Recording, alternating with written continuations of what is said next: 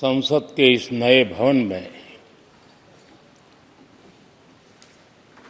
जब आदरणीय राष्ट्रपति जी हम सबको संबोधित करने के लिए आई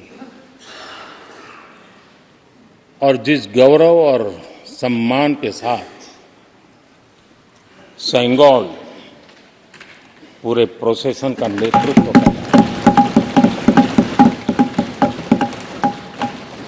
और हम सब उसके पीछे पीछे चल रहे थे। नए सदन में ये नई परंपरा भारत के आजादी के उस पवित्र पल का प्रतिबिंब जब साक्षी बनता है तो लोकतंत्र की गरिमा कई गुना ऊपर चली जाती है।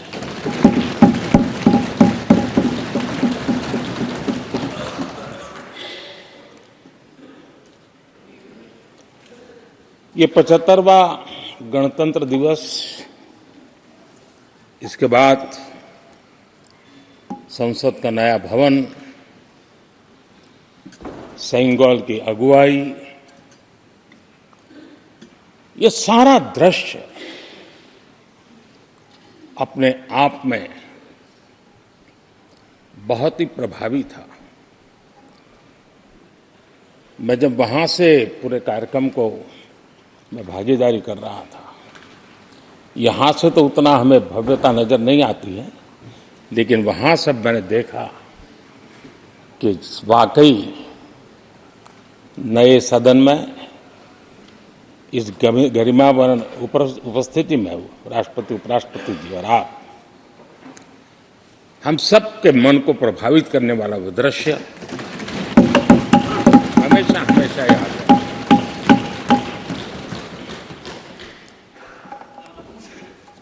जिन माननीय करीब 60 से ज्यादा माननीय सदस्यों ने राष्ट्रपति जी के आभार प्रस्ताव पर अपने अपने विचार रखे हैं, मैं विनम्रता के साथ अपने अपने विचार व्यक्त करने वाले सभी अपने माननीय सांसदगण का आभार व्यक्त करता हूं। मैं विशेष रूप से विपक्ष ने जो संकल्प लिया है उसकी सराहना करता हूं। उनके भाषण के एक एक बात से मेरा और देश का विश्वास पक्का हो गया है कि इन्होंने लंबे अरसे तक वहां रहने का संकल्प लिया।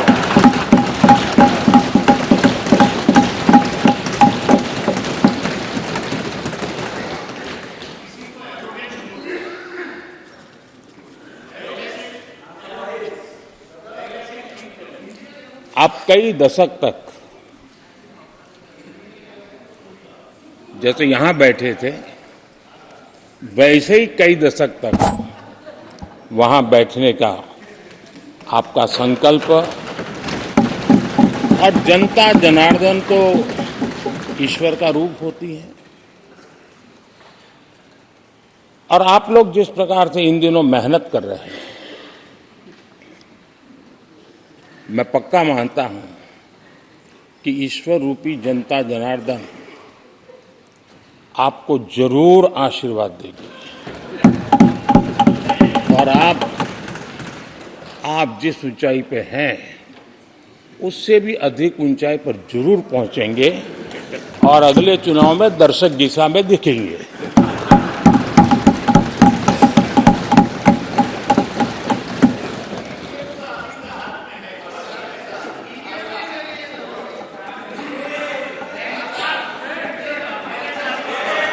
अधीर रंजन जी, इस बार आपने आपका कॉन्ट्रैक्ट उनको दे दिया है क्या?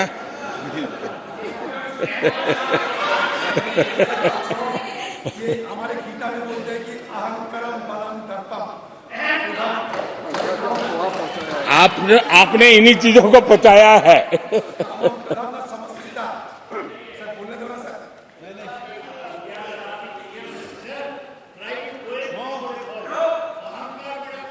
आदरणीय अध्यक्ष महोदय,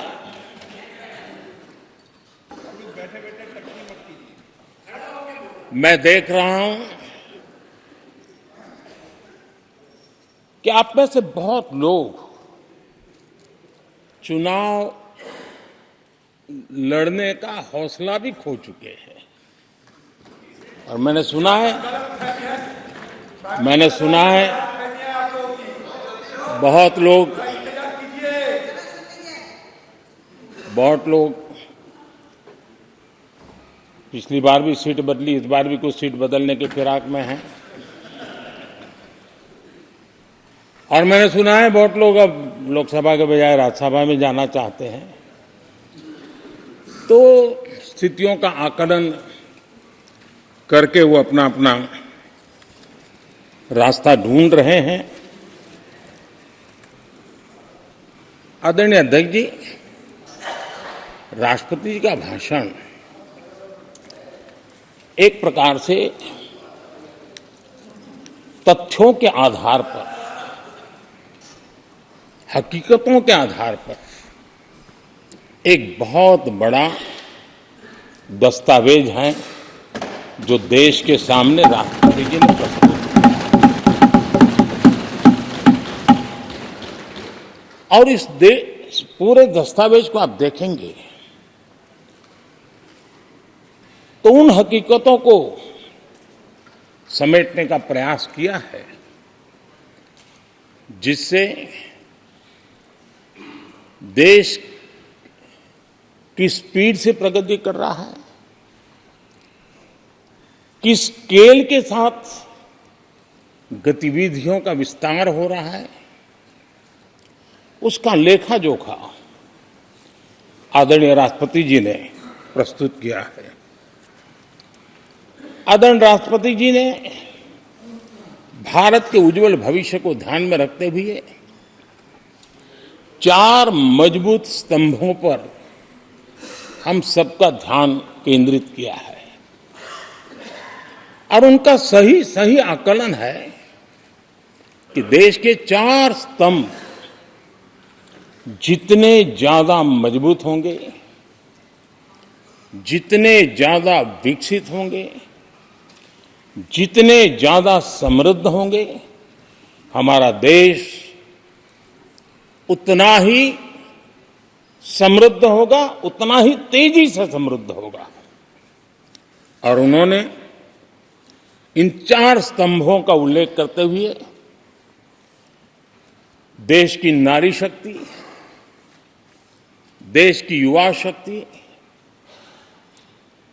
देश के हमारे गरीब भाई बहन और देश के हमारे किसान, हमारे मछुआरे, हमारे पशुपालक, उनकी चर्चा की है। इनके सशक्तिकरण के माध्यम से राष्ट्र के विकसित भारत के लक्ष्य को प्राप्त करने की जो राह है, उसका स्पष्ट दिशा निर्देश आदरणीय राष्ट्रपति जी ने कहा है। अच्छा हो सकता है आपके यहां फिशरमैन माइनॉरिटी के ना हो सकता है आपके यहां पशुपालक माइनॉरिटी के ना हो सकता है किसान आपके यहां माइनॉरिटी के ना हो सकता है महिलाएं आपके यहां माइनॉरिटी में ना हो सकता है कि आपके यहां युवा में माइनॉरिटी। क्या हो गया है दादा? क्या देश के युवा जी की बात होती है?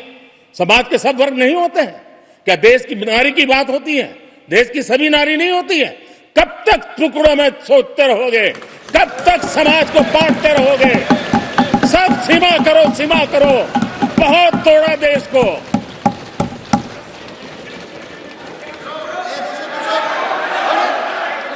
आदरणीय अध्यक्ष जी,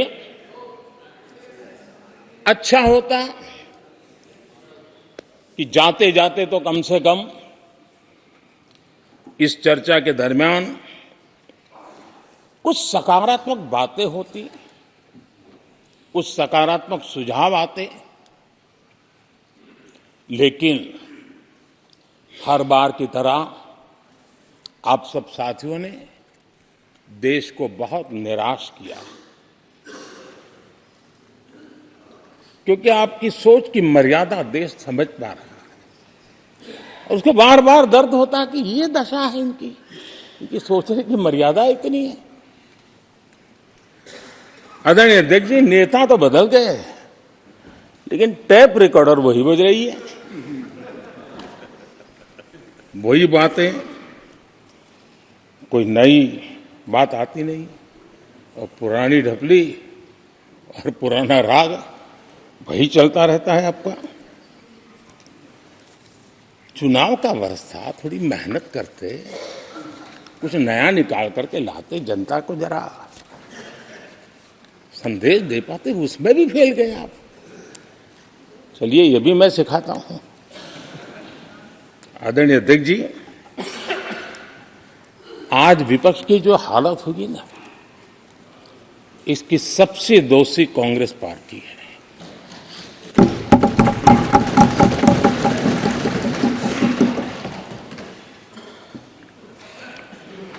कांग्रेस को एक अच्छा विपक्ष बनने का बहुत बड़ा अवसर मिला, और 10 साल कम नहीं होते, लेकिन 10 साल में उस दायित्व को निभाने में भी वे पूरी तरह विफल गए। और जब खुद विफल हो गए तो विपक्ष में और भी होनहार लोग हैं, उनको भी उभरने नहीं दिया, क्योंकि फिर मामला और गड़बड़ हो जाए। इसलिए हर बार यही करते रहे कि और भी विपक्षी जो तेजस्वी लोग हैं उनको दबा दिया जाए। हाउस में कई यंग हमारे माननीय सांसदगण हैं, उत्साह भी उमंग भी है, लेकिन अगर वो बोलें, उनकी छवि उभर जाए, तो शायद किसी की छवि बहुत दब जाए। उस चिंता में इस यंग जनरेशन को मौका न मिले, हाउस को ही चलने नहीं दिए गए।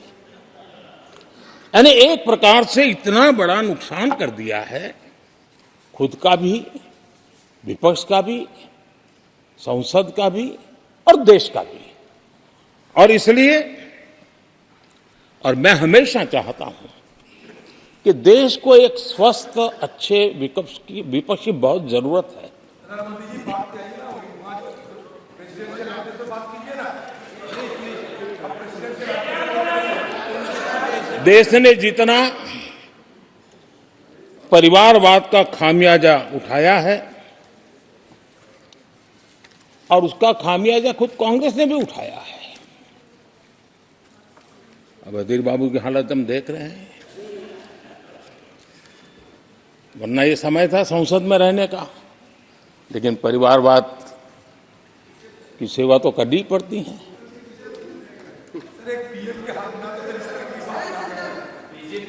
आदरणीय अध्यक्ष जी, अब हालत देखिए, हमारे खरगे जी इस सदन से उस सदन शिफ्ट हो गए, और गुलाम नबी जी तो पार्टी से ही शिफ्ट कर गए। ये सब परिवारवाद के भेंट चढ़ गए। एक ही प्रोडक्ट बार बार लॉन्च करने के चक्कर में कांग्रेस की दुकान ताला लगने की नौबत आ गई है। और ये दुकान हम नहीं कह रहे, आप लोग कह रहे हैं। आप लोग कहते हैं दुकान खोली है, सब जगह पे बोलते हैं, दुकान को ताला लगने की बात आई है। नवरत्न की दुकान बंद करने की ऐलान हो गए। यहां हमारे दादा अपनी आदत छोड़ नहीं पाते हैं, वहां से बैठे बैठे कमेंट कर रहे हैं परिवारवाद की। मैं जरा समझा देता हूं, आज माफ करना अध्यक्ष महोदय, मैं जरा समय ले रहा हूं। आज हम किस परिवारवाद की चर्चा करते हैं? अगर किसी परिवार में अपने बलबूते पर जन समर्थन से एक से अधिक अनेक लोग अगर राजनीतिक क्षेत्र में भी प्रगति करते हैं, उसको हमने कभी परिवारवाद नहीं कहा है। हम परिवारवाद की चर्चा वो करते हैं जो पार्टी परिवार चलाता है, जो पार्टी परिवार के लोगों को प्राथमिकता देती है, जो पार्टी के सारे निर्णय परिवार के लोग ही करते हैं, वो परिवारवाद है। न राजनाथ जी की कोई पॉलिटिकल पार्टी है, न अमित शाह की कोई पॉलिटिकल पार्टी है। और इसलिए जहां एक परिवार को पार्टियां लिखी जाती हैं, वो लोकतंत्र में उचित नहीं है। लोकतंत्र में अनेक एक परिवार के 10 लोग राजनीति में आए, कुछ बुरा नहीं है। हम तो चाहते हैं नौजवान लोग आए।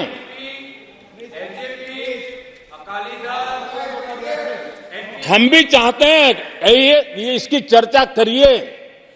हमारे साथ, आपके साथ मेरा विषय नहीं है।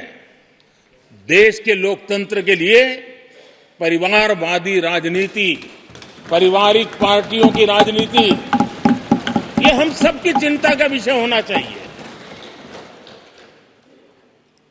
और इसलिए मैं किसी परिवार के 2 लोग अगर प्रगति करते हैं, उसको तो मैं स्वागत करूंगा। 10 लोग प्रगति करें, मैं स्वागत करूंगा। देश में जितनी नई पीढ़ी अच्छे लोग आए, स्वागत योग्य है। सवाल यह है कि परिवार ही पार्टियां चलाती है। पक्का है कि ये अध्यक्ष नहीं होगा तो उसका बेटा होगा, ये नहीं होगा तो उसका बेटा होगा। ये लोकतंत्र का खतरा है। और इसलिए अच्छा हुआ दादा, थैंक यू। ये विषय कभी बोलता नहीं था, आज बोल दिया मैंने। आदरणीय अध्यक्ष जी, एक ही प्रोडक्ट को बार बार लॉन्च करने का भरपूर प्रयास हो रहा है।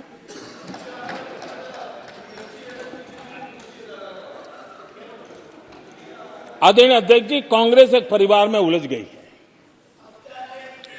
देश के करोड़ों परिवार की आकांक्षाएं और उपलब्धियां वो देख पा ही नहीं रहे, देख सकते नहीं।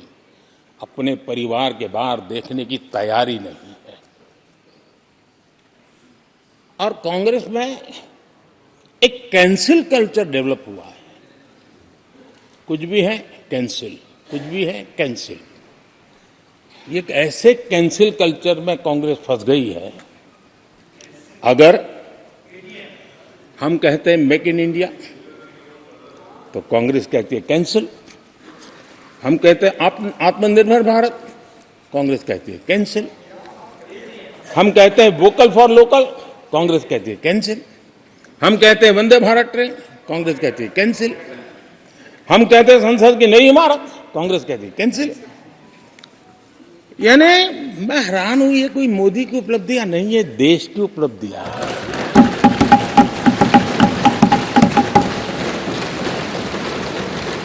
इतनी नफरत कब तक पाले रखोगे? और उसके कारण देश की सफलताएं, देश के अचीवमेंट, उसको भी कैंसिल करके आप बैठ गए हो।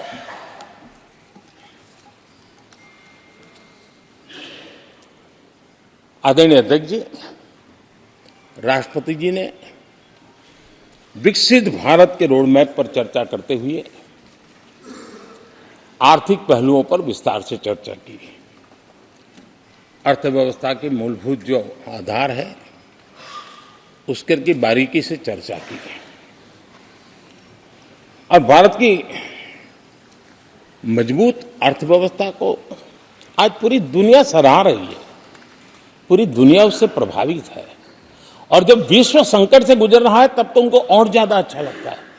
G20 समिट के अंदर सारे देश ने देखा है कि पूरा विश्व भारत के लिए क्या सोचता है, क्या कहता है, क्या आशा करता है।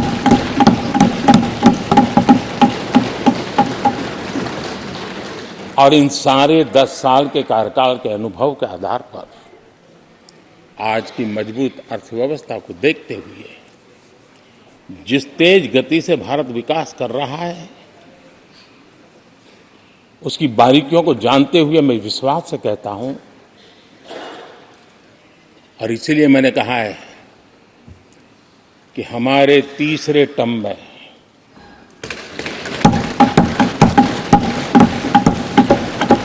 भारत दुनिया की तीसरी बड़ी आर्थिक ताकत बनेगा।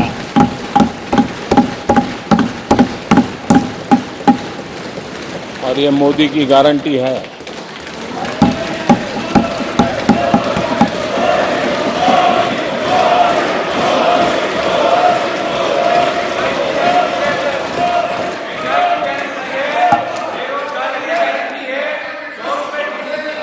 आदरणीय अध्यक्ष जी, इनको पहले मौका नहीं दिया था क्या?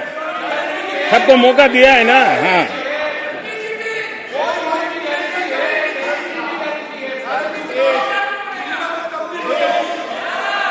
आदरणीय अध्यक्ष जी, जब हम दुनिया की तीसरी बड़ी आर्थिक शक्ति बनकर के उभरेंगे कहते हैं, तो हमारे विपक्ष में बैठे कुछ साथी कैसा कुतर्क देते हैं। वो कहते हैं इसमें क्या है, ये तो अपने आप हो जाएगा। क्या कमाल है आप लोगों की। मोदी का क्या है, ये तो अपने आप हो जाएगी। मैं जरा सरकार की भूमिका क्या होती है इस सदन के माध्यम से देश को और विशेष करके देश के युवा मन को बताना चाहता हूं, देश की युवा शक्तियों को बताना चाहता हूं कि होता कैसे है और सरकार की भूमिका क्या होती है। आदरणीय अध्यक्ष जी, 10 साल पहले 2014 में फरवरी महीने में जो इंटरिम बजट आया था, उस समय कौन लोग बैठे थे आपको तो मालूम ही है, देश को भी मालूम है। जो 10 साल पहले इंटरिम बजट आया था, उसे पेश करते समय उस समय के वित्त मंत्री ने जो कहा था, मैं उसको कोट कर रहा हूं, और एक एक शब्द बड़ा मूल्यवान है जी। जब आप लोग कहते हैं ना कि तो अपने आप तीसरे नंबर पर जा ही जाएगा, ऐसा कहते हैं, उनको जरा समझना चाहिए। ये उन्होंने क्या कहा था, I now wish to look forward and outline a vision for the future. Vision for the future. पूरे ब्रह्मांड के सबसे बड़े अर्थशास्त्री बोल रहे थे। I now wish to look forward and outline a vision for the future. आगे कहते हैं, I wonder how many have noted the fact that India's economy, in terms of the size of its GDP, is the 11th largest in the world. यानी 2014 में 11 number पहुंचने पर क्या गौरवगान होता था। आज 5 पर पहुंच गए और आपको क्या हो गया, क्या हो गया। आदरणीय अध्यक्ष जी, आदरणीय अध्यक्ष जी, आदरणीय अध्यक्ष जी, आदरणीय अध्यक्ष जी, आदरणीय अध्यक्ष जी,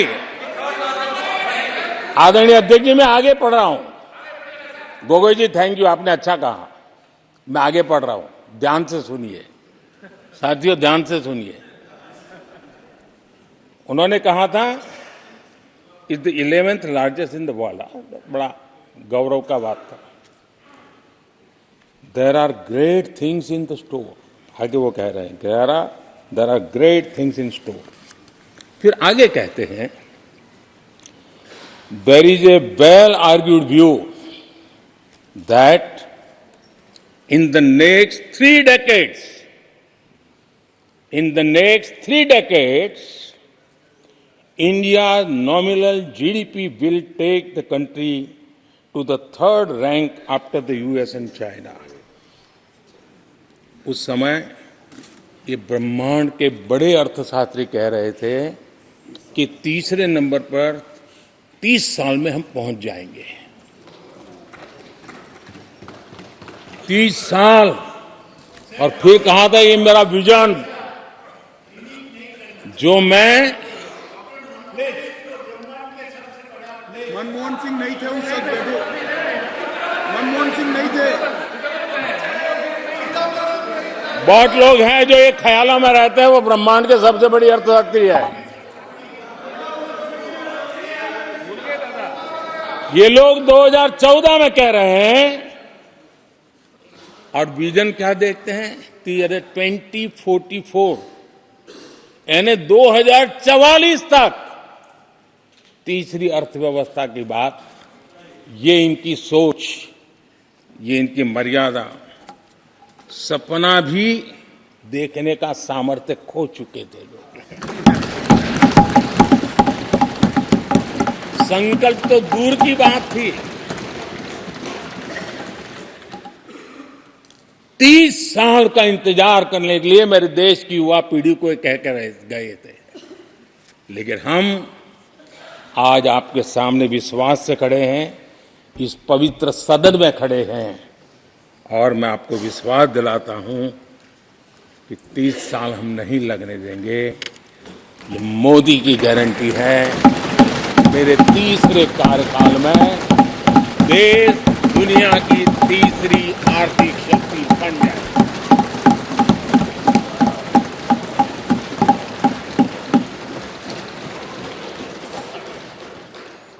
कैसे लक्ष्य रखते थे, उनकी सोच कहां तक जाती थी, दया आती है। और आप लोग 11 नंबर पे बड़ा गर्व कर रहे थे, अब 5 नंबर पहुंचा दिए जी। लेकिन अगर 11 पर पहुंचने से आपको खुशी होती थी, तो 5 नंबर पहुंचने पर भी खुशी होनी चाहिए। देश 5 नंबर पे पहुंचा, आपको खुशी होनी चाहिए। इस बीमारी में फंसे पड़े हो। आदरणीय अध्यक्ष जी, भाजपा सरकार की काम करने की स्पीड, हमारे लक्ष्य कितने बड़े होते हैं, हमारा हौसला कितना बड़ा होता है, वो आज पूरी दुनिया देख रही है।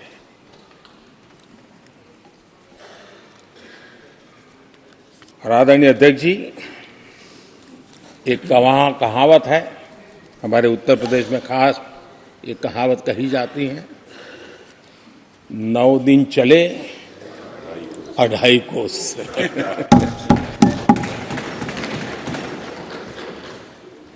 और मुझे लगता है कि ये कहावत पूरी तरह कांग्रेस को परिभाषित कर देती है। ये कांग्रेस की सुस्त रफ्तार, कांग्रेस की सुस्त रफ्तार का कोई मुकाबला नहीं। आज देश में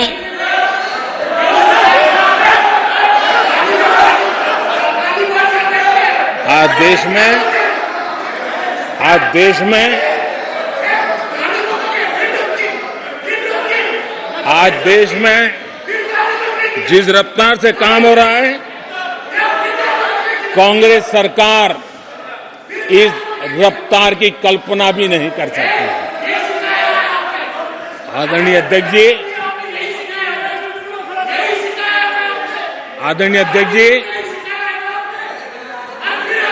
शहरी गरीबों के लिए हमने 400 घर हमने गरीबों के लिए, आदरणीय अध्यक्ष जी, हमने गरीबों के लिए 4 करोड़ घर बनाए।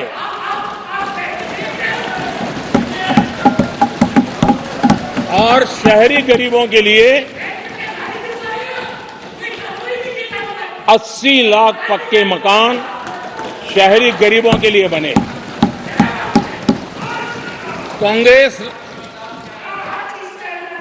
अगर कांग्रेस की रफ्तार से घर बने होते तो क्या हुआ होता, मैं इसका हिसाब लगाता हूं।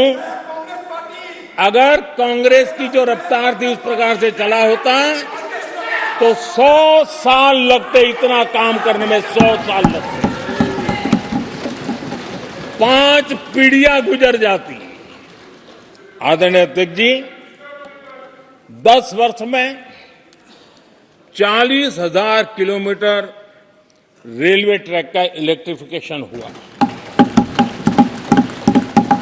अगर कांग्रेस की रफ्तार से देश चलता, इस काम को करने में 80 साल लग जाते। एक प्रकार से 4 पीढ़ियां गुजर जाती है। आदरणीय अध्यक्ष जी, हमने 17 करोड़ अधिक गैस कनेक्शन दिए। ये मैं 10 साल का हिसाब दे रहा हूं। अगर कांग्रेस की चाल से चलते तो ये कनेक्शन देने में और 60 साल लग जाते। 3 पीढ़ियां धुएं में खाना पकाते पकाते गुजर जाती। आदरणीय अध्यक्ष जी, हमारी सरकार ने सैनिटेशन कवरेज 40% से 100% तक पहुंची है। अगर कांग्रेस की रफ्तार होती तो ये काम होते होते 60-70 साल और लगते और कम से कम 3 पीढ़ियां गुजर जाती, लेकिन गारंटी नहीं होता कि नहीं होता। आदरणीय अध्यक्ष जी, कांग्रेस की जो मानसिकता है, जिसका देश को बहुत नुकसान हुआ, कांग्रेस ने देश के सामर्थ्य पर कभी भी विश्वास नहीं किया। वे अपने आप को शासक मानते रहे और जनता जनार्दन को हमेशा कमतर आंकते गए, छोटा आंकते गए। आदरणीय अध्यक्ष जी, देश के नागरिकों के लिए कैसा सोचते थे, मैं जानता हूं। मैं नाम बोलते ही उनको जरा चुभन होगी, लेकिन 15 अगस्त लाल किले से प्रधानमंत्री नेहरू ने जो कहा था, वो मैं जरा पढ़ता हूं। लाल किले से भारत के प्रथम प्रधानमंत्री ने जो कहा था वो पढ़ रहा हूं, नेहरू जी ने। उन्होंने कहा था, हिंदुस्तान में काफी मेहनत करने की आदत आम तौर से नहीं है। हम इतना काम नहीं करते जितना कि यूरोप वाले या जापान वाले या चीन वाले या रूस वाले या अमेरिका वाले करते हैं। ये नेहरू जी लाल किले से बोल रहे हैं। यह न समझिए, यह न समझिए कि वह, यह न समझिए कि वह कौमें, ये न समझिए कि वह कौमें कोई जादू से खुशहाल हो गई। वो मेहनत से हुई है और अक्ल से हुई है। ये उनको सर्टिफिकेट दे रहे हैं, भारत के लोगों को नीचा दिखा रहे हैं। यानी नेहरू जी की भारतीयों के प्रति सोच थी कि भारतीय आलसी है। नेहरू जी की भारतीयों के लिए सोच थी कि भारतीय कम अक्ल के लोग होते हैं। और आदरणीय अध्यक्ष जी, इंदिरा जी की सोच भी उससे ज्यादा अलग नहीं थी। इंदिरा जी ने जो लाल किले से 15 अगस्त को कहा था, लाल किले से 15 अगस्त को इंदिरा जी ने कहा था, दुर्भाग्यवश हमारी आदत ये है कि जब कोई शुभ काम पूरा होने को होता है तो हम आत्मतुष्टि की भावना से ग्रस्त हो जाते हैं, और जब कोई कठिनाई आ जाती है तो हम ना उम्मीद हो जाते हैं। कभी कभी तो ऐसा लगने लगता है कि पूरे राष्ट्र ने ही पराजय भावना को अपना लिया है। आज कांग्रेस के लोगों को देख करके लगता है कि इंदिरा जी भले देश के लोगों का आकलन सही न कर पाए, लेकिन कांग्रेस का एकदम सटीक आकलन उन्होंने किया था।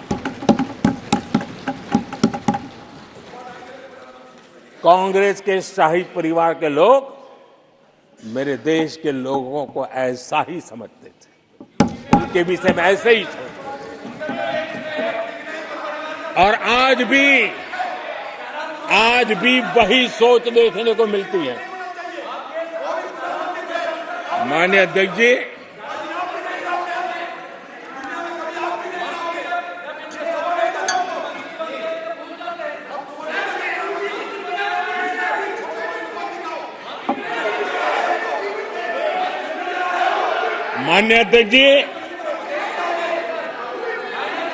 कांग्रेस का विश्वास हमेशा सिर्फ एक परिवार पर रहा है। एक परिवार के आगे वो न कुछ सोच सकते हैं, न कुछ देख सकते हैं। कुछ दिन पहले भानुमति का कुनबा जोड़ा,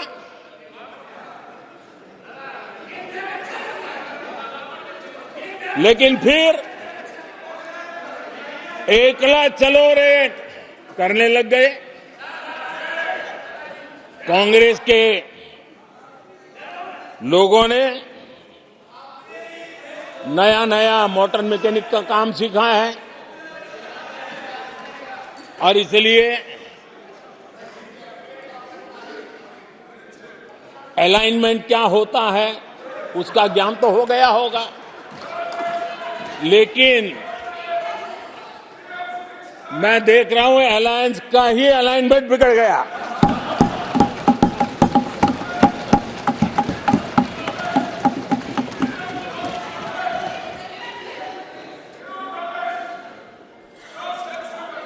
इनको अपने इस कुनबे में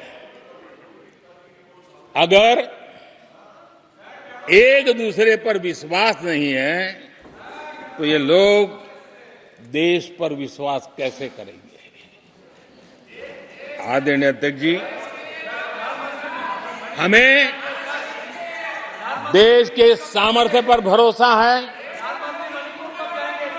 हमें लोगों की शक्ति पर भरोसा है। आदरणीय अध्यक्ष जी, देश की जनता ने हमें जब पहली बार सेवा करने का अवसर दिया तो हमने पहले कार्यकाल में यूपीए के समय के जो गड्ढे थे वो गड्ढे भरने में हमारा काफी समय और शक्ति लगी। हम पहले कार्यकाल में वो गड्ढे भरते रहे।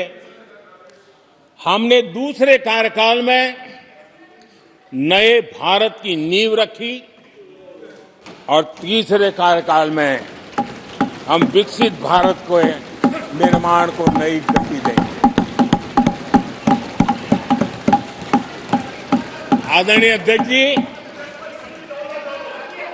पहले कार्यकाल में हमने स्वच्छ भारत, उज्ज्वला,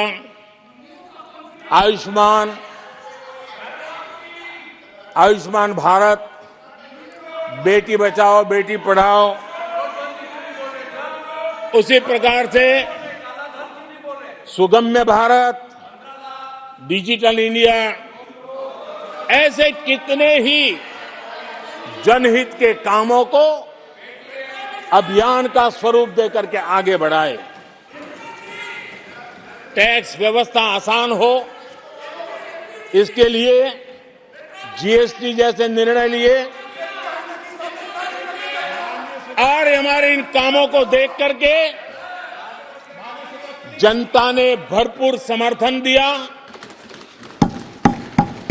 जनता ने बहुत आशीर्वाद दिए, पहले से भी ज्यादा आशीर्वाद दिए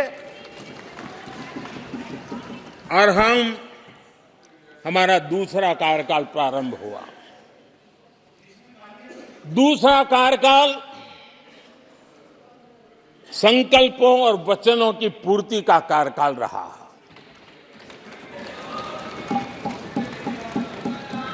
जिन उपलब्धियों का देश लंबे समय से इंतजार कर रहा था, वो सारे काम हमने दूसरे कार्यकाल में पूरे होते देखे। हम सबने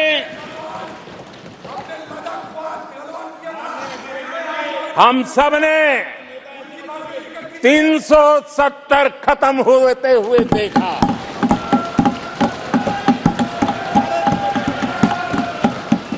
इन्हीं माननीय सांसदों के आंखों के सामने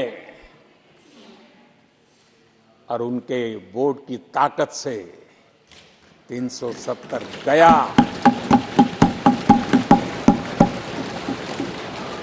नारी शक्ति वंदन अधिनियम ये दूसरे कार्यकाल में कानून बना। आदरणीय अध्यक्ष जी, अंतरिक्ष से लेकर के ओलंपिक तक सशस्त्र बलों से संसद तक नारी शक्ति के सामर्थ्य की गूंज उठी।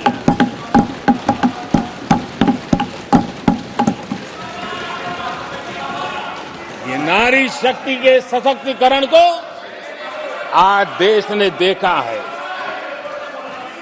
आदरणीय अध्यक्ष जी, उत्तर से दक्षिण तक,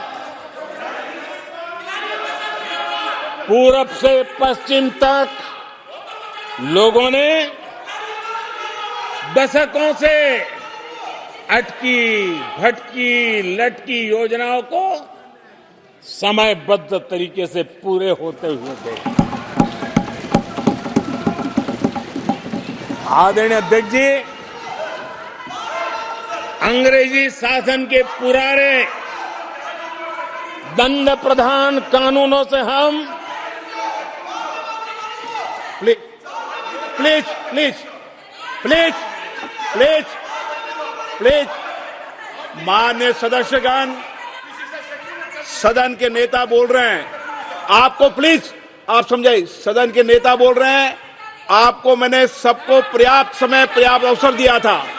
यह तरीका गलत है, यह हमें मर्यादा बना के रखना पड़ेगा। प्लीज बैठे बैठे कोई टिप्पणी नहीं करेगा।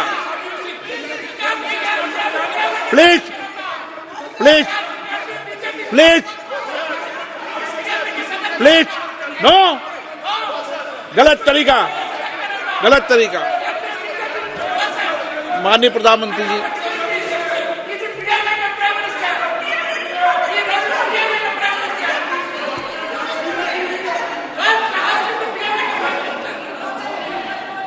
ये तरीका है क्या आपका?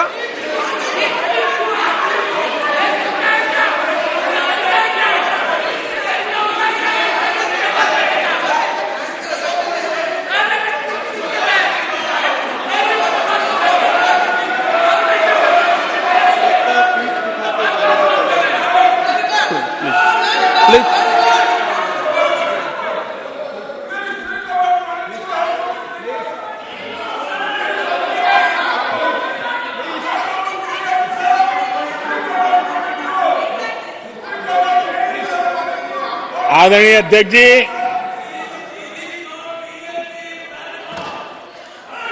अंग्रेजी शासन के पुराने कानून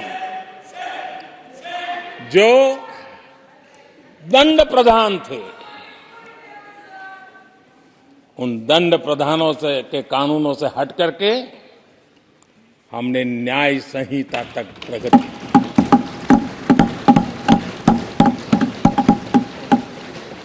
हमारी सरकार ने सैकड़ों ऐसे कानूनों को समाप्त किया जो अप्रासंगिक हो गए थे।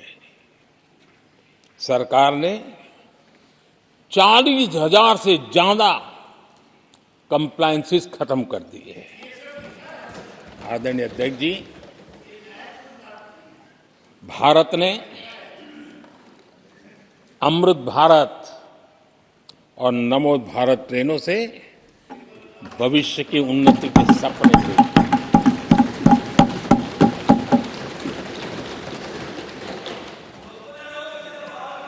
आदरणीय अध्यक्ष जी, देश के गांव-गांव ने, देश के कोटि-कोटि जनों ने विकसित भारत की संकल्प यात्रा देखी है और सैचुरेशन के पीछे कितनी मेहनत की जाती है, उसके हक की चीज उसको मिले, उसके दरवाजे दस्तक देकर के देने का प्रयास देश पहली बार देख रहा है।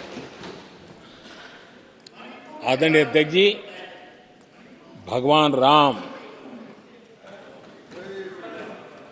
आदरणीय अध्यक्ष जी, भगवान राम न सिर्फ अपने घर लौटे, बल्कि एक ऐसे मंदिर का निर्माण हुआ जो भारत की महान सांस्कृतिक परंपरा को नई ऊर्जा देता रहेगा। और आदरणीय अध्यक्ष जी, अब हमारी सरकार का तीसरा कार्यकाल भी बहुत दूर नहीं है। ज्यादा से ज्यादा 100-125 दिन बाकी है।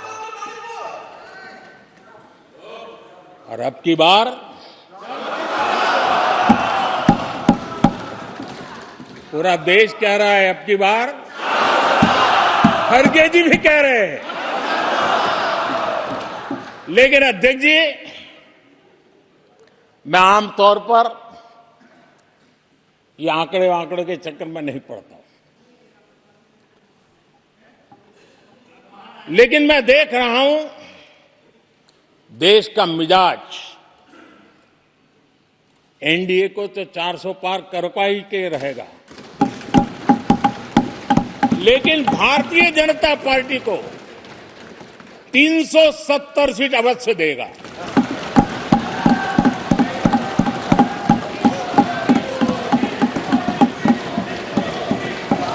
बीजेपी को 370 सीट और एनडीए को 400 पार।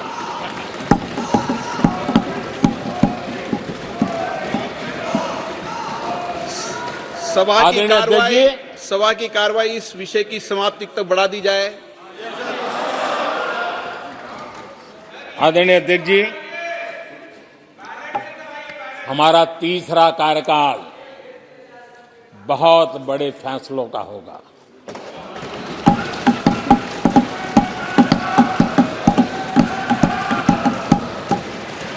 मैंने लाल किले से कहा था और राम मंदिर प्राण प्रतिष्ठा के समय भी मैंने उसको दोहराया था। मैंने कहा था, देश को अगले 1000 वर्षों तक समृद्ध और सिद्धि के शिखर पर देखना चाहिए। तीसरा कार्यकाल अगले 1000 वर्षों के लिए एक मजबूत नींव रखने का कार्यकाल होगा।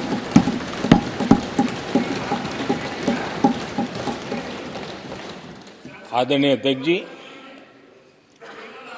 मैं भारतवासियों के लिए, उनके भविष्य के लिए बहुत ही विश्वास से भरा हुआ है। मेरा देश के 140 करोड़ नागरिकों के सामर्थ्य पर अपार भरोसा है, मेरा बहुत विश्वास है।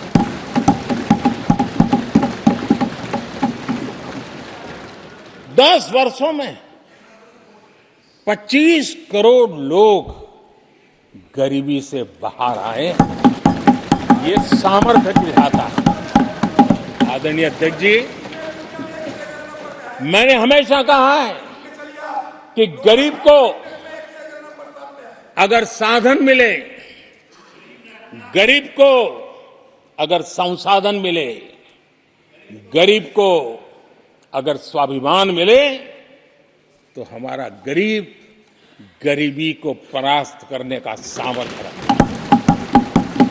और हमने वो रास्ता चुना और मेरे गरीब भाइयों ने गरीबी को परास्त करके दिखाया है।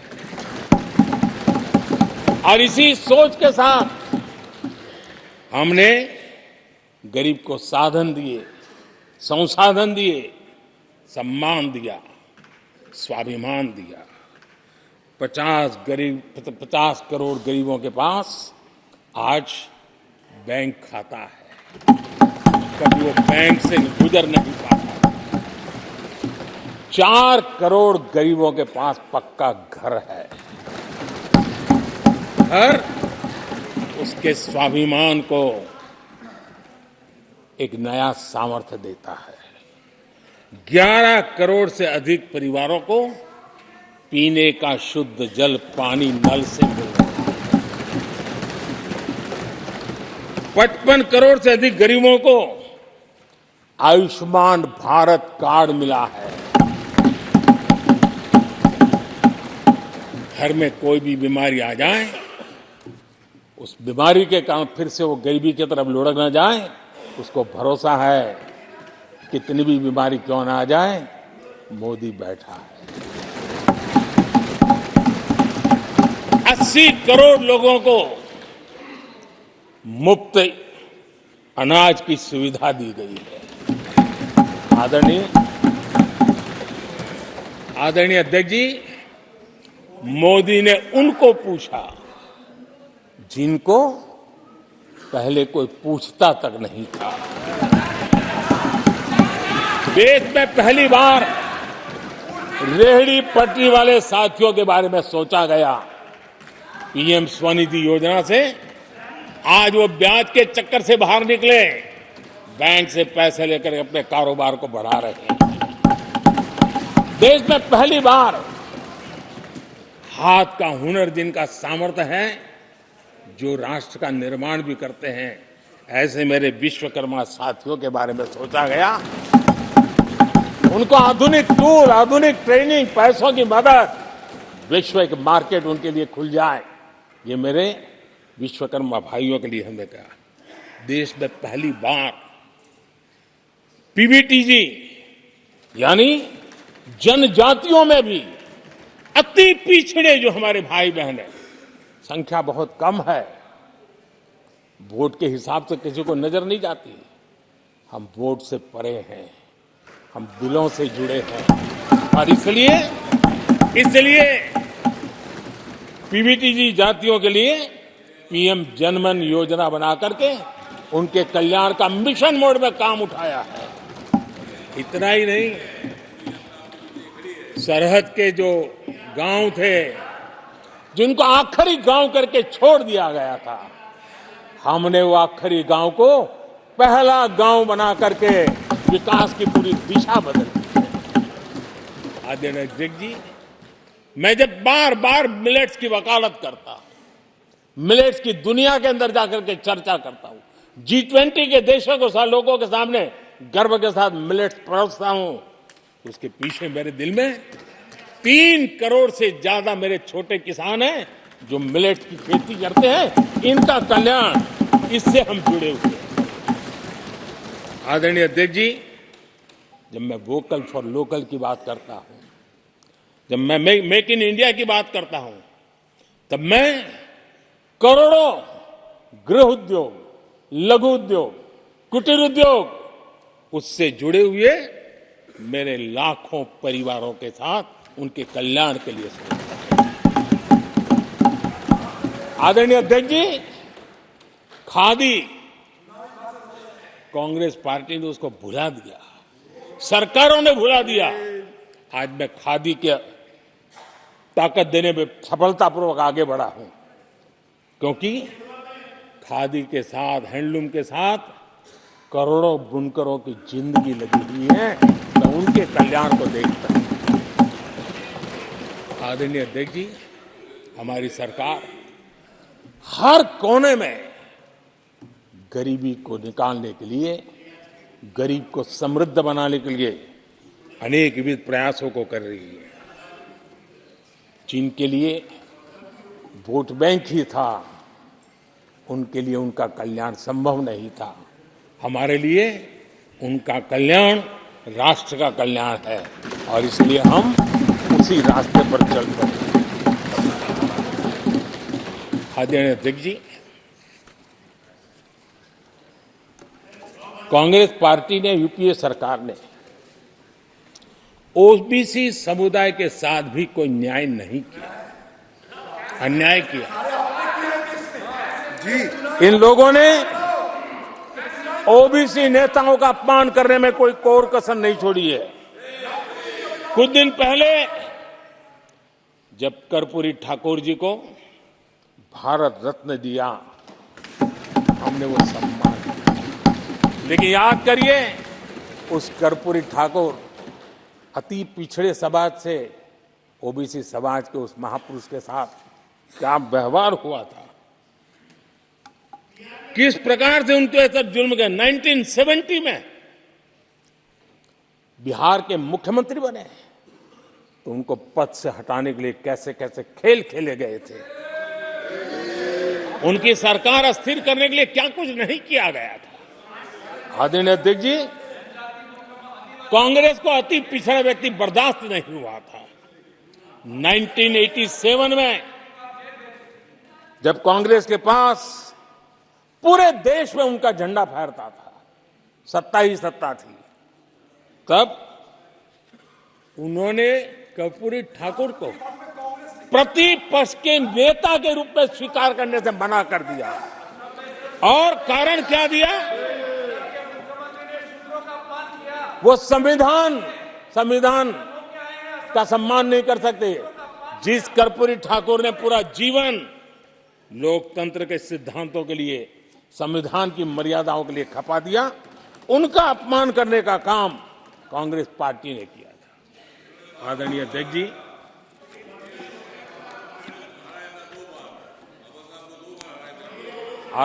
जी,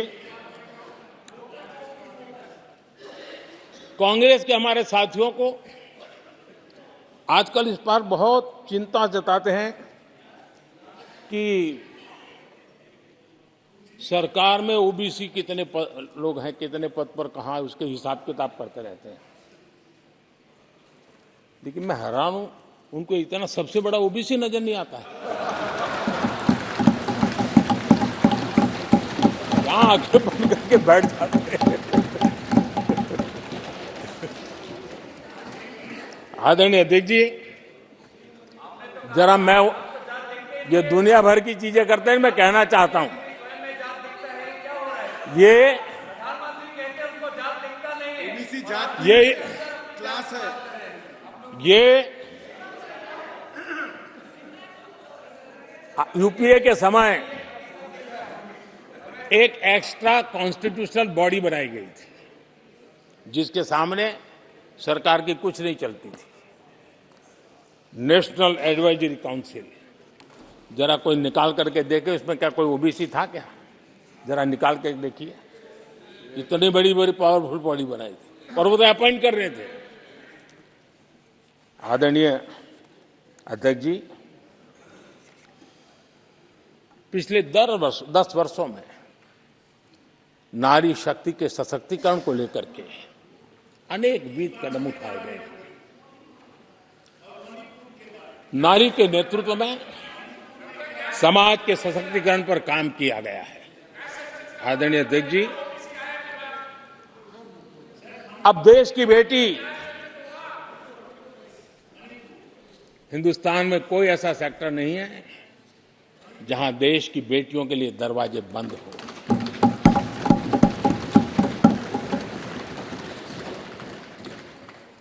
आज हमारे देश की बेटियां फाइटर जेट भी उड़ा रही हैं और हमारे देश की सीमाओं को भी सुरक्षित रख रही है। आदरणीय अध्यक्ष महोदय,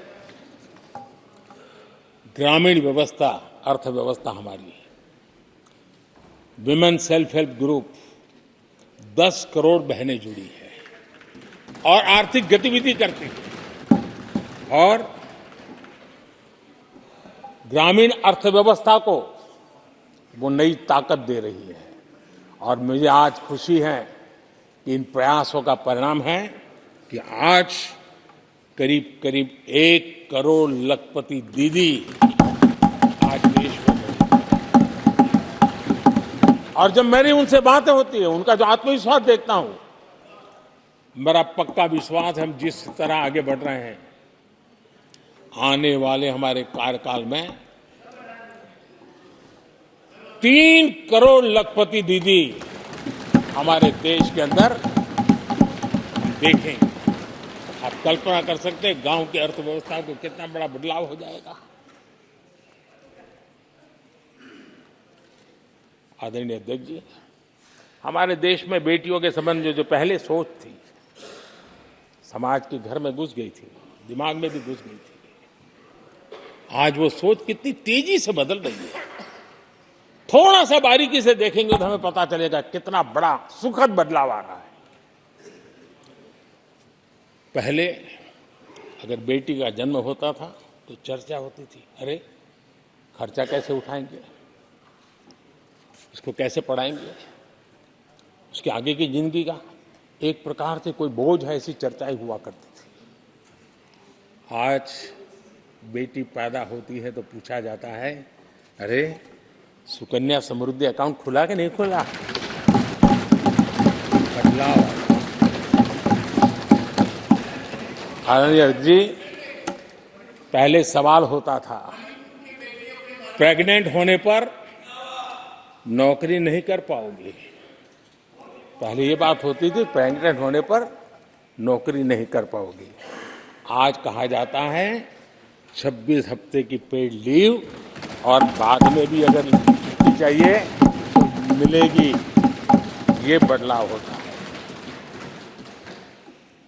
पहले समाज में सवाल होते थे कि महिला होकर नौकरी क्यों करना चाहती हो, क्या पति की सैलरी कम पड़ रही, ऐसे सवाल होते थे। आज लोग पूछ रहे हैं, मैडम आपका जो स्टार्टअप है ना बहुत प्रगति कर रहा है, क्या मुझे नौकरी मिलेगी। ये बड़ा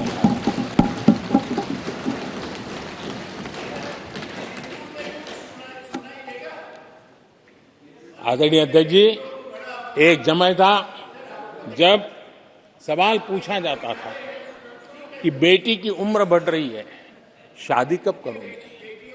बेटी की उम्र बढ़ रही है, शादी कब करोगे। आज पूछा जाता है, बेटी पर्सनल और प्रोफेशनल दोनों कामों को संतुलित कितना बढ़िया करती हो, कैसे करती हो।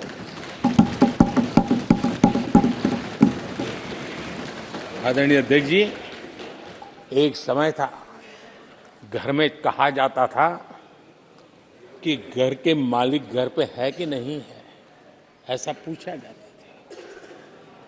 घर के मुखिया को बुलाइए, ऐसा कहते थे। आज किसी के घर जाते हैं तो घर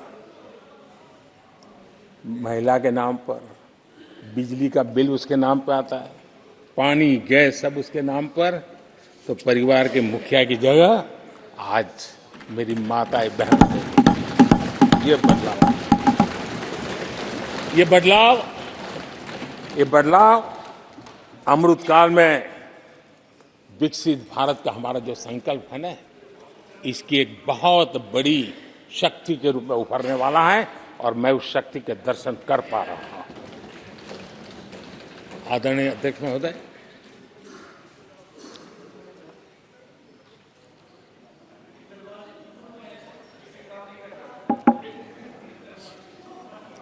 किसानों के लिए आंसू बहाने की आदत मैंने बहुत देखी है। किसानों के साथ कैसा कैसा विश्वासघात किया गया है, ये देश ने देखा है। कांग्रेस के समय कृषि के लिए कुल वार्षिक बजट होता था 25,000 करोड़ रुपया। आदरणीय अध्यक्ष जी, हमारी सरकार का बजट है 1.25 लाख करोड़।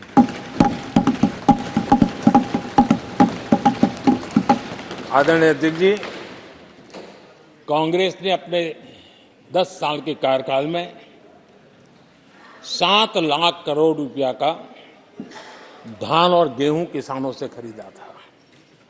हमने 10 वर्ष में करीब 18 लाख करोड़ का धान गेहूं। कांग्रेस सरकार ने दलहन और तिलहन की खरीदी नाम मात्र कभी कहीं की हो तो की हो। हमने 1.25 लाख करोड़ रुपए से भी अधिक का दलहन और तिलहन खरीद किया है।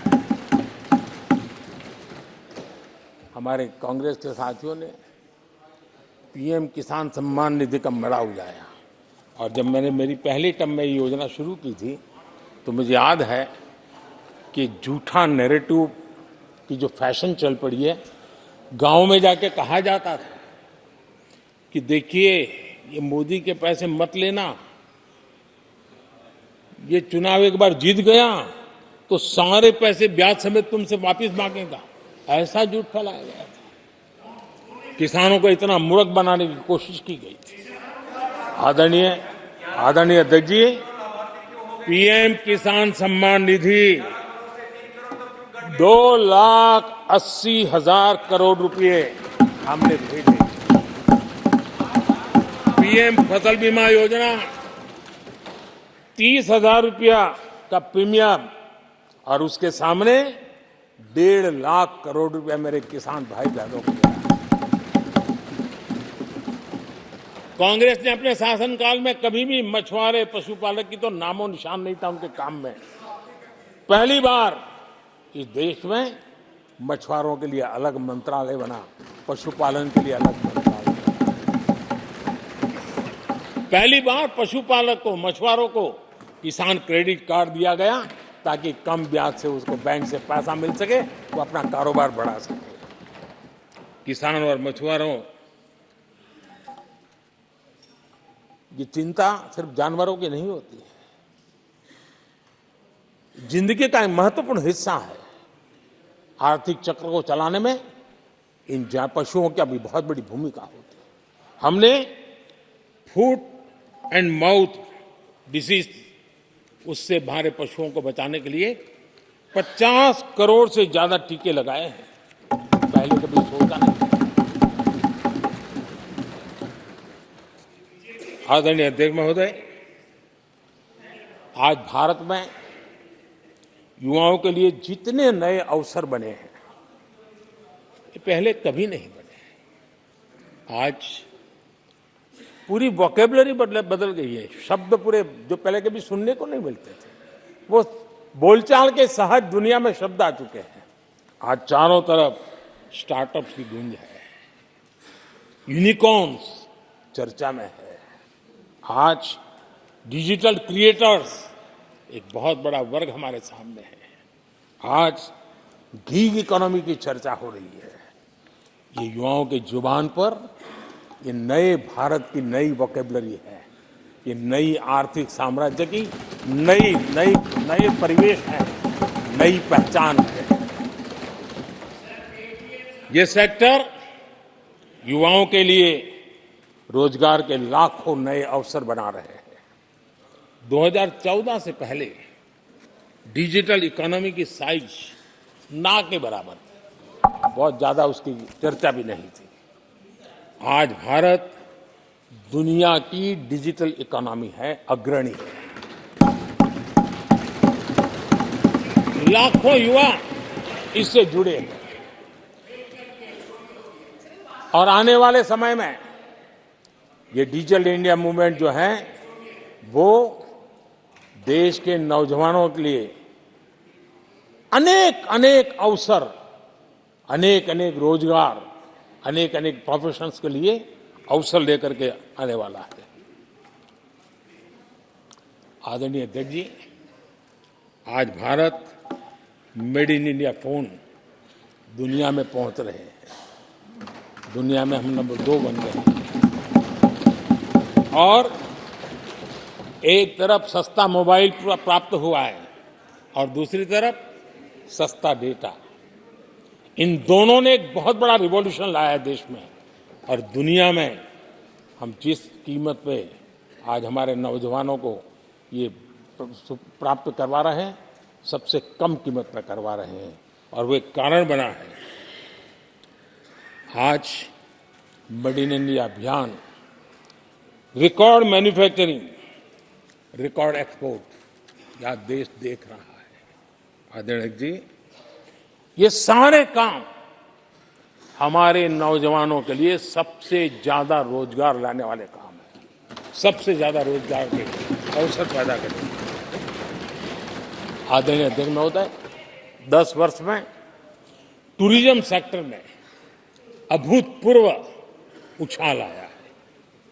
हमारे देश में ये ग्रोथ और टूरिज्म सेक्टर ऐसा है जिसमें कम से कम पूंजी निवेश में अधिक से अधिक लोगों को रोजगार देने वाला अवसर है और सामान्य से सामान्य व्यक्ति को भी ये रोजगार देने वाला अवसर है।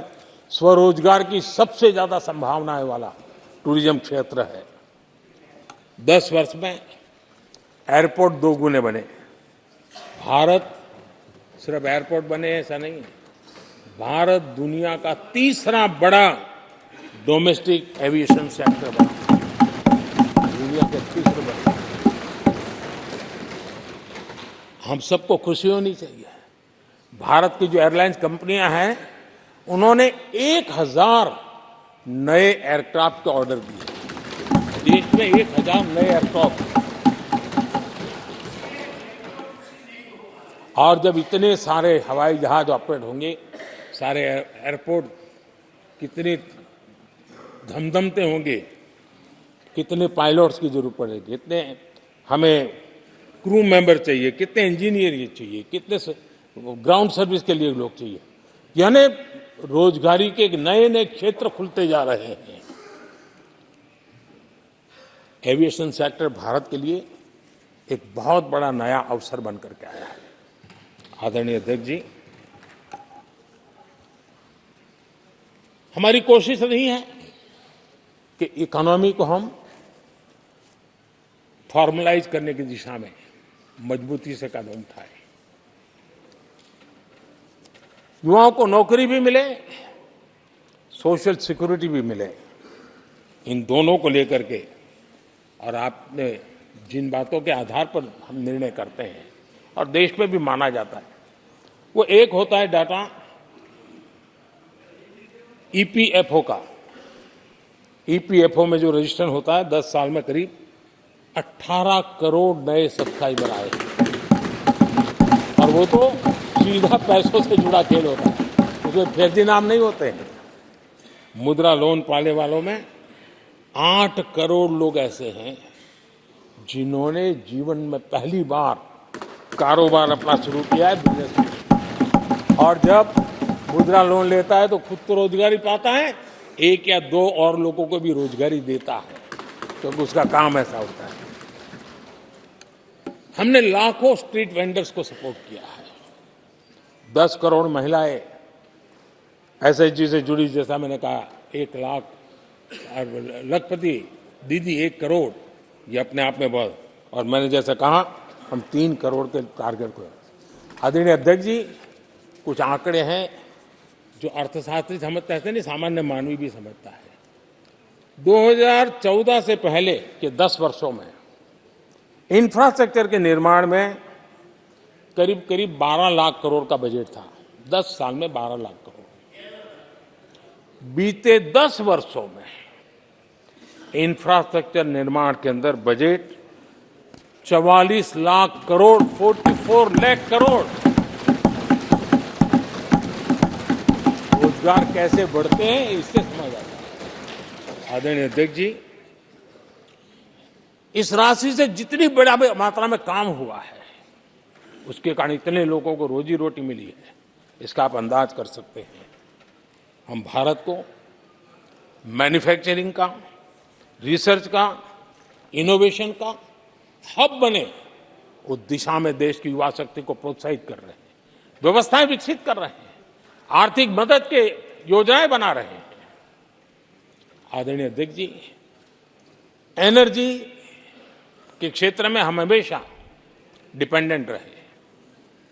एनर्जी के सेक्टर में हमें आत्मनिर्भर होने की दिशा में बहुत कुछ करने की आवश्यकता है और हमारी कोशिश है ग्रीन एनर्जी की तरफ। हाइड्रोजन को लेकर के हम बहुत बड़ी मात्रा में आगे बढ़ रहे हैं, उसमें अभूतपूर्व निवेश। उसी प्रकार से दूसरा क्षेत्र है जिसमें भारत को लीड लेनी होगी, वो है सेमीकंडक्टर। पिछली सरकारों ने जितने प्रयास किए लेकिन सफलता नहीं मिली। अब हम जिस स्थिति में पहुंचे हैं, मैं विश्वास से कहता हूं कि हमारे 3 दशक खराब भले हो गए, लेकिन आने वाला समय हमारा है। हम सेमीकंडक्टर के क्षेत्र में अभूतपूर्व निवेश में देख रहा हूं और भारत दुनिया को एक बहुत बड़ा कंट्रीब्यूशन करेगा। इन सारे कारणों से आदरणीय अध्यक्ष जी, क्वालिटी जॉब की संभावनाएं बहुत बढ़ने वाली है और जिसके कारण समाज में जैसे जैसे हमने एक अलग स्किल मिनिस्ट्री बनाई, उसके पीछे हेतु ये है कि देश के नौजवानों को हुनर मिले और ऐसे अवसर मिले और हम इंडस्ट्री 4.0 उसके लिए मैन पावर को तैयार करते हुए आगे बढ़ने की दिशा में काम कर रहे हैं। आदरणीय अध्यक्ष जी, यहाँ महंगाई को लेकर के काफ़ी कुछ बातें की गई है। मैं जरूर चाहूँगा कि देश के सामने कुछ सच्चाइयाँ आनी चाहिए। इतिहास गवाह है, जब भी कांग्रेस आती है महंगाई लाती है।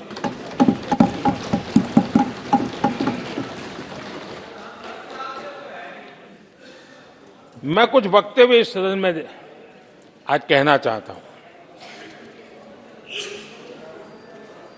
और किसी की आलोचना करने के लिए नहीं कह रहा हूं, लेकिन हो सकता है कि हमारी बात जो समझ नहीं पाते हैं वो अपने लोगों की बात को समझने का प्रयास करेंगे। कहा गया था कभी और किसने कहा था वो मैं बाद में कहूंगा, हर चीज की कीमत बढ़ जाने की वजह से मुसीबत फैली है, आम जनता उनमें फंसी है। ये स्टेटमेंट ऑफ फैक्ट किसका है? ये कहा था हमारे पंडित नेहरू जी ने, लाल किले से कहा था उस समय। हर चीज की कीमत बढ़ जाने की वजह से मुसीबत फैली है, आम जनता उनमें फंसी है। ये उस समय की बात है। उन्होंने माना था लाल किले से, चारों तरफ महंगाई बढ़ी है। अब इस वक्तव्य के 10 साल के बाद, नेहरू जी के इस वक्तव्य के 10 साल के बाद एक और वक्तव्य का कोट आपके सामने रखता हूं।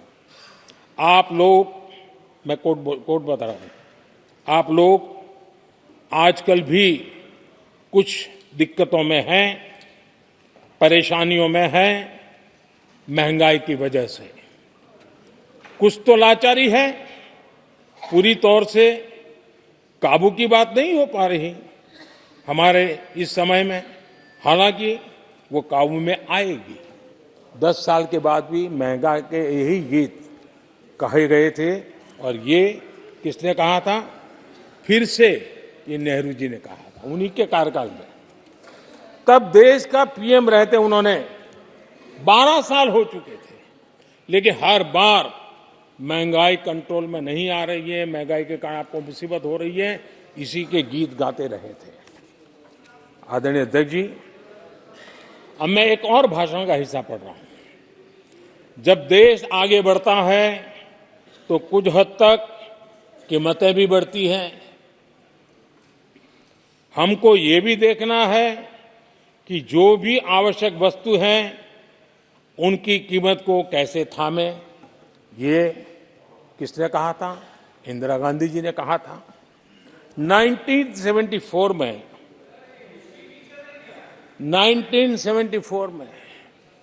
जब देश में सारे उन्होंने दरवाजे ताले लगा दिए थे, लोगों को जेल में बंद कर दिया था, 30% महंगाई थी, 30%।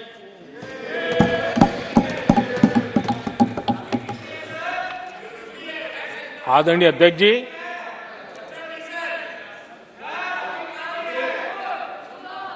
अपने भाषण में यहां तक कहा गया था,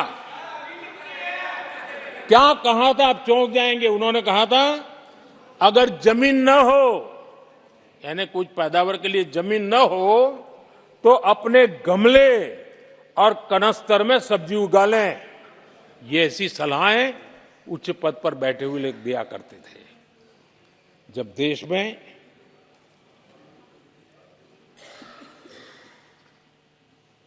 महंगाई को लेकर के 2 गाने सुपर हिट हुए थे हमारे देश में, घर घर गाए जाते थे। एक महंगाई मार गई और दूसरा महंगाई डायन खाए जा, डायन खाए जात है।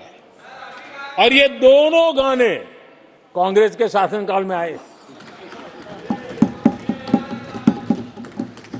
आदरणीय अध्यक्ष जी, यूपीए के शासनकाल में महंगाई डबल डिजिट में थी, डबल डिजिट में महंगाई थी, इसको नकार नहीं सकते हैं।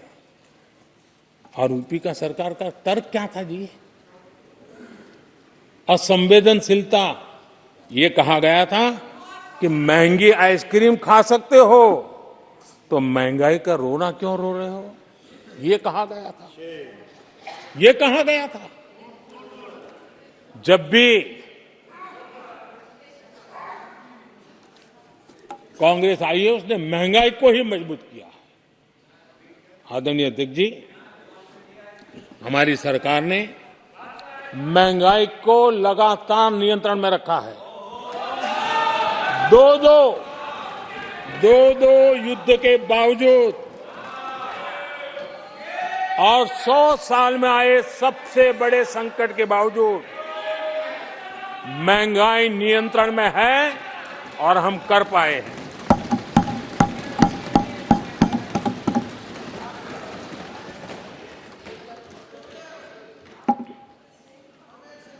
आदरणीय अध्यक्ष जी,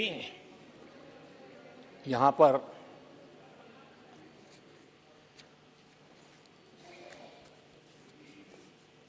बहुत गुस्सा व्यक्त किया गया। जितना हो सका उतने कठोर शब्द में गुस्सा व्यक्त किया गया। उनका दर्द मैं समझता हूं, उनकी मुसीबत और ये गुस्सा मैं समझता हूं, क्योंकि तीर निशाने पर लगा है।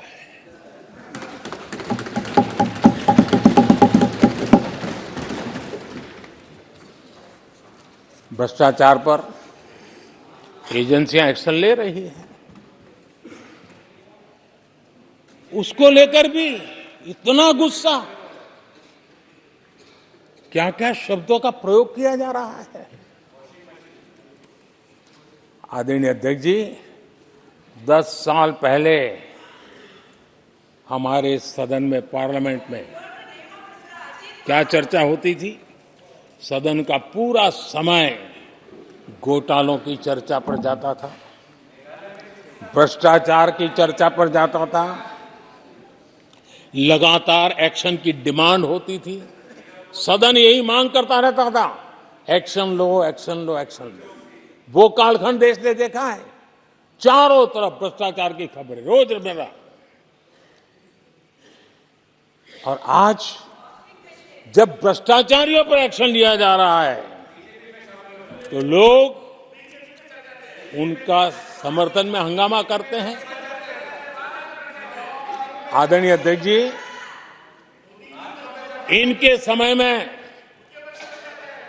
एजेंसियों का सिर्फ और सिर्फ राजनीतिक उपयोग के लिए उपयोग किया जाता था, बाकी उनको कोई काम करने नहीं दिया जाता था। अब आप देखिए उनके कालखंड में क्या हुआ। पीएमएलए एक्ट के तहत हमने पहले के मुकाबले 2 गुने से अधिक केस दर्ज किए। कांग्रेस के समय में ईडी ने 5,000 करोड़ रुपए की संपत्ति जब्त की। हमारे कार्यकाल में ईडी ने 1 लाख करोड़ रुपए की संपत्ति की। देश का लूटा हुआ माल देना ही पड़ेगा। और जिनका इतना सारा माल पकड़ा जाता हो, नोटों के ढेर पकड़े जाते हो। और अधीर बाबू तो बंगाल से आते हैं, देखे हैं नोटों के ढेर उन्होंने। तो किस किस के घर में से पकड़े जाते, किस किस राज्यों में पकड़े जाते थे। ये देश ये नोटों के ढेर देख देख करके चौंक गया है। लेकिन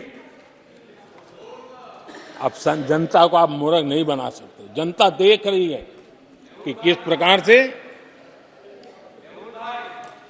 यूपीए सरकार में जो भ्रष्टाचार की बातें होती थी उसका टोटल 10-15 लाख करोड़ का रहा है, चर्चा होती थी। हमने लाखों करोड़ के घोटाले तो अटकाए, लेकिन उन सारे पैसों को गरीबों के काम लगा दिया, गरीबों के कल्याण के लिए। अब बिचौलियों के लिए गरीबों को लूटना बहुत मुश्किल हो गया है। Direct benefit transfer, Jandhan account, Aadhaar, mobile, उसकी ताकत हमने पहचानी है। 30 लाख करोड़ रुपए से ज्यादा रकम हमने लोगों के खाते में सीधी पहुंचाई।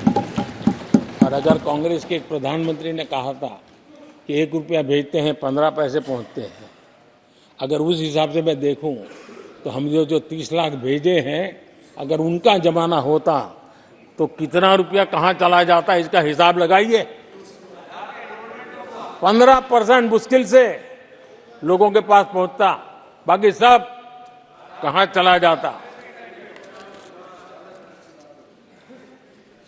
आदरणीय अध्यक्ष जी, हमने 10 करोड़ फर्जी नाम हटाए हैं। अभी लोग पूछते हैं पहले इतना आंकड़ा था, क्यों कम हुआ? आपने ऐसी व्यवस्था बनाई थी कि जिस बेटी का जन्म नहीं हुआ उसको आपके यहां से विधवा पेंशन जाते थे। और ऐसे सरकारी योजनाओं को मारने के जो रास्ते थे ना, 10 करोड़ फर्जी नाम बंद किए। ये जो परेशानी है ना इन चीजों की है, क्योंकि रोजमर्रा की काय उनकी बंद हो गई है। आदरणीय अध्यक्ष जी, हमने ये फर्जी नामों को हटाने से करीब 3 लाख करोड़ रुपया फर्जी हाथों में जाने से बचाया, गलत हाथों में जाने से बचाया। देश के टैक्स पेयर का पाई बचाना और सही काम में लगाना, इसके लिए हमने जीवन खपा रखे हैं। आदरणीय अध्यक्ष जी, सभी राजनीतिक दलों को भी सोचने की जरूरत है और समाज में भी जो लोग बैठे हैं उनको देखने की जरूरत है। आज देश का दुर्भाग्य है, पहले तो क्लासरूम में भी कोई अगर चोरी करता था, किसी की कॉपी करता था, तो वो भी 10 दिन तक अपना मुंह किसी को दिखाता नहीं था। आज जो भ्रष्टाचार के आरोप जिन पे सिद्ध हो चुके हैं, जो जेलों में समय निकाल करके पैरोल पर आए, आज वॉशिंग मशीन से भी बड़ा कंधे पे लेकर के महिमा मंडन कर रहे हैं ऐसे चोरों का सार्वजनिक जीवन में। कहां ले जाना चाहते हो देश को तुम? जो सजा हो चुकी है, मैं ये तो समझता हूं कि आरोप जो है उनके लिए तो आप सोच सकते हैं, लेकिन जो गुनाह सिद्ध हो चुका है, जो सजा काट चुके हैं, जो सजा काट रहे हैं, ऐसे लोगों का महिमा मंडन करते हो आप? कौन सा कल्चर और देश की भावी पीढ़ी को क्या प्रेरणा देना चाहते हो आप? कौन से रास्ते और ऐसी कौन सी आपकी मजबूरी है?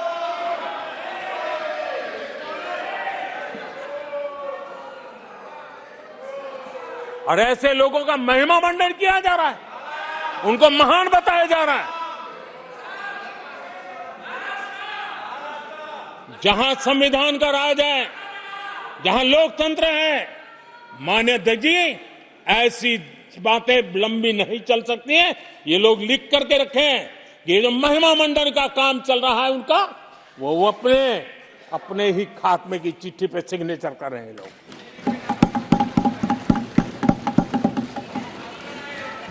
आदरणीय अध्यक्ष जी, जांच करना ये एजेंसियों का काम है।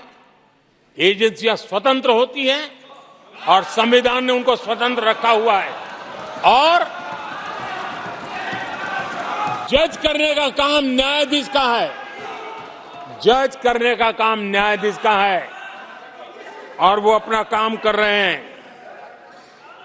और अध्यक्ष जी, मैं इस पवित्र सदन में फिर से दोहराना चाहूंगा, जिसको जितना जुल्म मुझ पर करना है कर ले, मेरी भ्रष्टाचार के खिलाफ लड़ाई चलती रहेगी।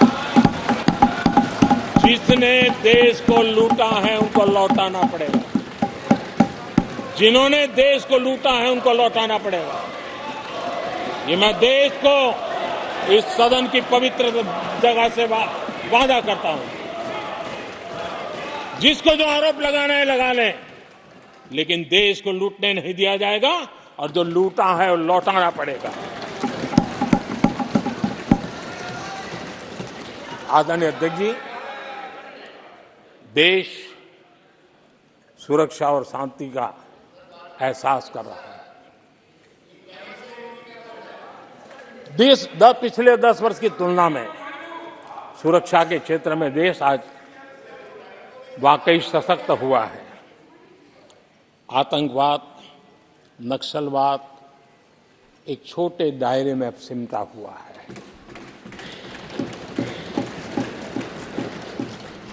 लेकिन भारत की जो टेररिज्म के प्रति जीरो टॉलरेंस नीति है, आज पूरे विश्व को भी भारत की इस नीति की तरफ चलने के लिए मजबूर होना पड़ा।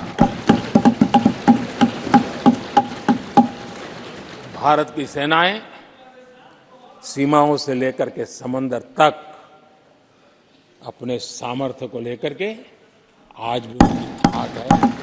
हमें हमारी सेना के पराक्रम पर गर्व होना चाहिए।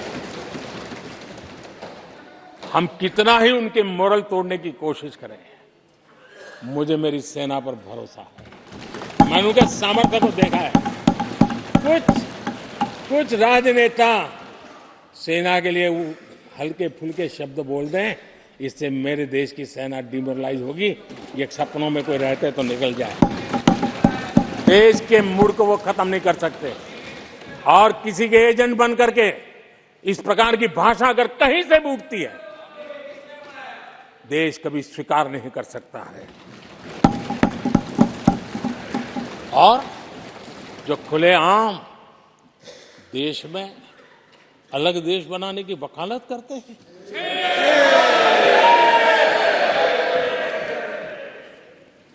जोड़ने की बातें छोड़ो, तोड़ने की कोशिश करिए। यार, आपके अंदर क्या पड़ा हुआ है? क्या इतने टुकड़े करके अभी भी आपके मन को समाधान नहीं हुआ है? देश के इतने टुकड़े कर चुके हो आप, और टुकड़े करना चाहते हो? कब तक करते रहोगे? आदरणीय अध्यक्ष जी, इसी सदन में अगर कश्मीर की बात होती थी तो हमेशा चिंता का स्वर निकलता था, छिटाकशी होती थी, आरोप प्रत्यारोप होते थे। आज जम्मू कश्मीर में अभूतपूर्व विकास की चर्चा हो रही है और गर्व के साथ हो रही है। पर्यटन लगातार बढ़ रहा है। G20 समिट होती है वहां, पूरा विश्व आज उसकी सराहना करता है। आर्टिकल 370 को लेकर के कैसा हुआ बना के रखा था। कश्मीर के लोगों ने जिस प्रकार से उसको गले लगाया है, कश्मीरी जनता ने जिस प्रकार से गले लगाया है, और आखिर के ये समस्या किसकी देन थी? किसने देश के माथे पर मारा था? किसने भारत के संविधान के अंदर इस प्रकार की दरार करके रखी हुई थी? आदरणीय अध्यक्ष जी, अगर नेहरू जी का नाम लेते हैं तो उनको बुरा लगता है, लेकिन कश्मीर को जो समस्याएं झेलनी पड़ी उसके मूल में उनकी ये सोच थी और उसी का परिणाम है देश को भुगतना पड़ा। जम्मू कश्मीर के लोगों को, देश के लोगों को नेहरू जी की गलतियों का बहुत बड़ी कीमत चुकानी पड़ी है। आदरणीय अध्यक्ष जी, वो भले गलतियां करके गए, लेकिन हम मुसीबतें झेल करके भी गलतियों सुधारने के लिए हमारी कोशिश जारी रखेंगे। हम रुकने वाले नहीं हैं। हम देश के लिए काम करने के लिए निकले हुए लोग हैं। हमारे लिए नेशन फर्स्ट है। आदरणीय अध्यक्ष जी, मैं सभी राजनीतिक दलों के नेताओं से आग्रह करूंगा, सभी माननीय सदस्यों से आग्रह करूंगा, भारत के जीवन में एक बहुत बड़ा अवसर आया है। वैश्विक परिवेश में भारत के लिए बड़ा अवसर आया है। एक नए आत्मविश्वास के साथ आगे बढ़ने का अवसर आया है। राजनीति अपनी जगह पे होती है, आरोप प्रत्यारोप अपनी जगह पर होता है, लेकिन देश से बढ़कर कुछ नहीं होता है। और इसलिए आइए मैं निमंत्रण देता हूं आपको, कंधे से कंधा मिलाकर के हम देश के निर्माण के लिए आगे बढ़े। राजनीति में किसी भी जगह पर रहते हुए भी राष्ट्र निर्माण में आगे बढ़ने में कोई रुकावट नहीं आती। अब इस राह को मत छोड़िए। मैं आपका साथ मांग रहा हूं, मां भारती के कल्याण के लिए साथ मांग रहा हूं। मैं विश्व के अंदर जो अवसर आया है उस अवसर को बुलाने के लिए आपका साथ मांगता हूं। मैं आपका सहयोग चाहता हूं 140 करोड़ देशवासियों की जिंदगी को और समृद्ध बनाने के लिए और सुखी बनाने के लिए।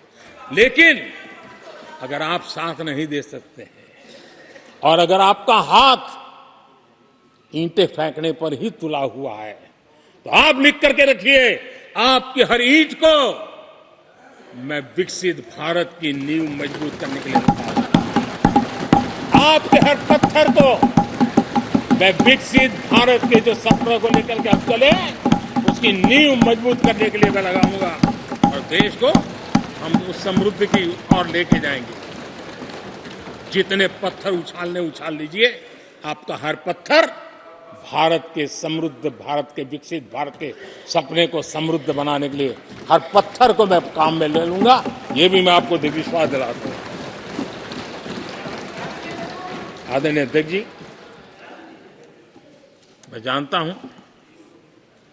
साथियों की तकलीफें मैं जानता हूं, लेकिन वो जो कुछ भी बोलते हैं मैं दुखी नहीं होता और दुखी होना भी नहीं चाहिए, क्योंकि मैं जानता हूं ये नामदार है, हम कामदार हैं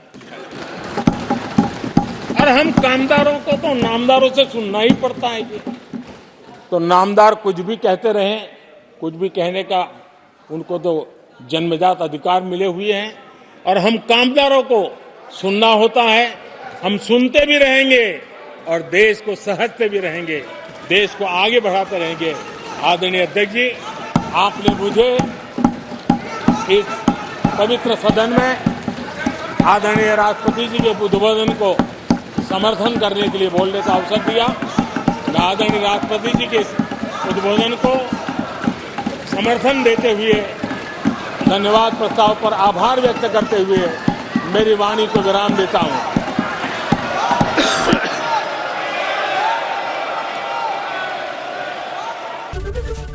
एबीपी माझा, उघडा डोळे बघा नीट।